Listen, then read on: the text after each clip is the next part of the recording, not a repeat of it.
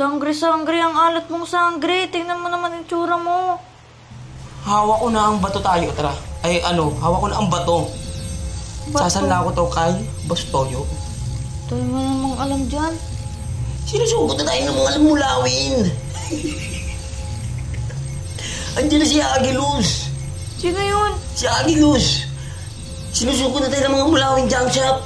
Mali ko sa mga sinasabi mo, di ko alam yan. Hindi mo alam ang katotohanan.